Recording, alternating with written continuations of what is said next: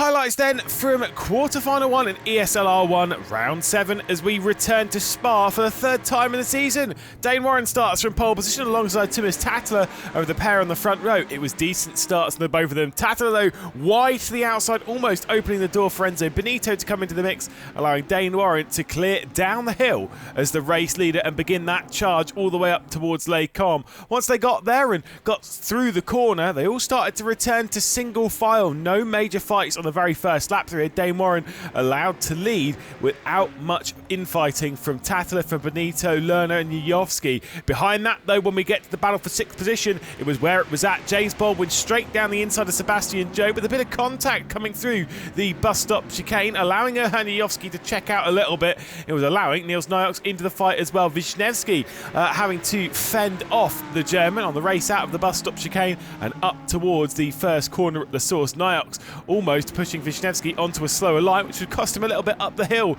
towards Eau-Rouge and Radion.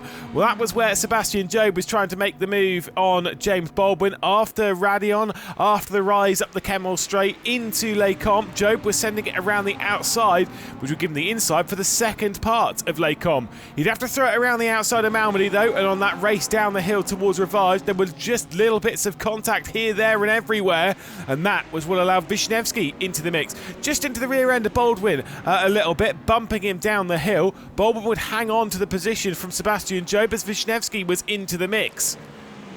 As they would leave the corner with no name, it was Baldwin from Job, from Wisniewski, but Baldwin was handed a penalty, had to give up the position to Sebastian Job and almost had to Nikodem Wisniewski as well on the penultimate lap of the race as they would head down the hill. Still only half a second off that transfer spot inside that top 6 to move through to the semi-finals. What would he do over the final lap to close it? Dane Warren would come across the line as the race winner. Thomas Tattler in second position, then Enzo Benito, Moritz Lerner, Johan Yujovski, and Sebastian Job was able to fend off the charges of James Baldwin late in the race.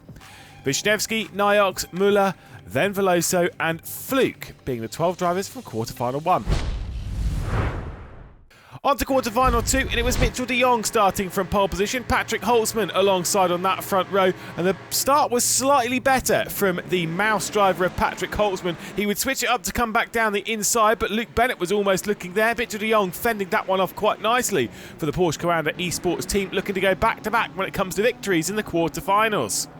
On that race down the hill, it was slightly less calm in Quarterfinal 2, courtesy of various bits of side-by-side, including this one between Johan Harth and Lasse Sorensen. Bonnerhaus fending off Ryan Barneveld behind, and then a charge from Marcel Cinchik yet again for the second consecutive quarterfinal. He was having to work his way up the order, and he was trying to move his way past Ryan Barneveld. Tim Yarshall also fighting off Isaac Price as Marcel Cinchik was running wide, going through no name and dropping to the rear of the field.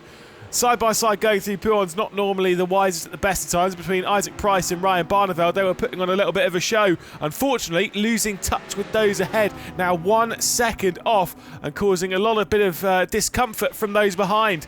Oscar Bickstrud would be sent round by Tim Yarshall and sent off into the gravel trap going through Piff Paff.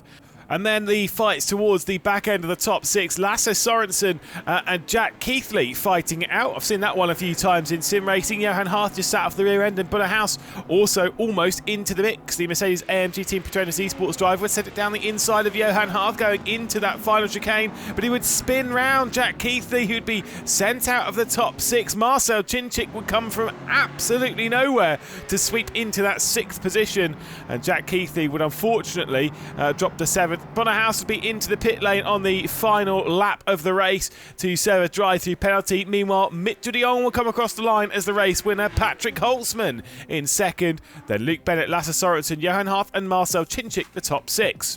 Behind that is Jack Keithley, Isaac Price, Ryan Barneveld, Tim Yarshall, Oscar Bickstrud and Bonnerhaus drop to the rear.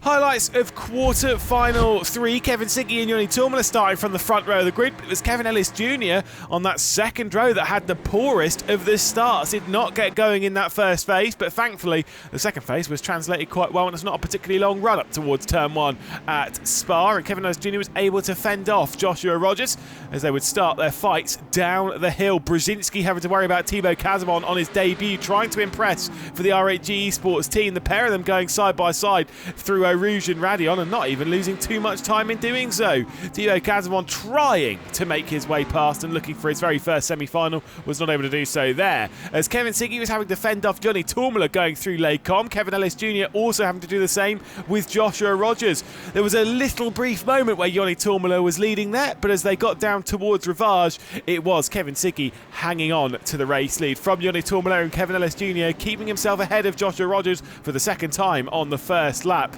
Marco Pejic and Jakub Brzezinski would be the two drivers that would head into the middle section of the lap inside that top six.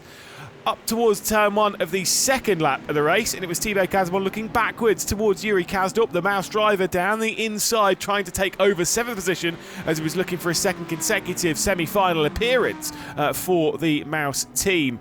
Thibaut Casabon, though, trying to say absolutely not to that. Side by side for the second consecutive lap for him through Rouge and Radion, this time with a little bit of a bump, and it allowed Tommy Usgaard into the scene, the heroic driver trying to work his way into it.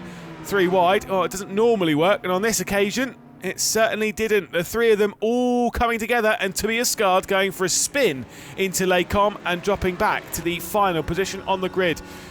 Joshua Rogers was going on the attack. Kevin Ellis Jr. was his prey, and he was trying to grab himself 3rd position. An unnecessary fight potentially, but just giving him a bit of a confidence boost and getting him into 3rd position ahead of Kevin Ellis Jr. Kevin Siggy would cross the line to take victory ahead of Tourmala, then Rogers, Ellis Jr., Pejic and Brzezinski, the top 6. Kazdorp, Casabon, Denez, Neva, Ozildirim, and then Usgaard. And on to quarter-final 4. Maximilian Benneker would be starting from pole position alongside Jeff Rietveld, 2 of them taking wins in quarter-finals around here. Mac Backham looking to make it 4 from 4 for Porsche Commander, and then drivers like Dara McCormack starting from the rear of the field, trying to work their way up and throw themselves into the mix. Big kick of oversteer from Ibrahim Khan as he would leave the first corner, but he would be inside that top 6. Max Benneker was having to worry about the charge of Jeff Rietveld, who would look to the inside coming into Les Combes and would take over the race lead for Team Redline. Meanwhile, Dara McCormack was making swift progress early, getting past Ian Porter, getting past Graham Carroll, getting past Peter Berryman in the early stages as they would race their way down towards Rivage. Yuri Toman as well in this race in 7th position in a real tussle with Eamon Murphy and Ibrahim Khan ahead. The race down the hill, Yuri Toman, the Czech driver, would get himself just ahead of Eamon Murphy as they would race up Rouge and Radion. Was it all about to end in tears? 3 wide once again up the hill. Ibrahim Khan just about giving enough room. Lots of bumps, lots of bashes, and then Eamon Murphy was sent around as the second consecutive race. It does not work. Yuri Toman will receive a slowdown penalty, and it would be right into the pathway of Peter Berryman on the start-finish straight as Dara McCormack would work his way up into 7th position, trying to get himself past Peter Berryman. The inside line through Malmedy, and Berryman was not letting go. It was allowing Ibrahim Khan to clear away. By the time they got down towards Rivage, almost with a little bit of assistance from Graham Carroll, the door was opened for Dara McCormack to sneak his way through into 7th position. Peter Berryman down to 8th. Graham Carroll would have to remain in 9th, and Ibrahim Khan was 1.5 seconds down the road. A mistake, though, from Peter Berryman out wide through No Name, and he would spin almost in front of Graham Carroll. Final lap of the race, and coming across the line, Max Benneker would take yet another victory from Jeff Rietveld and from Mac Backham, who does make it 4 from 4 for Porsche Commander. Then Kaki Oliveira, Miko Gal, and then Ibrahim Khan getting through to his first semi-final.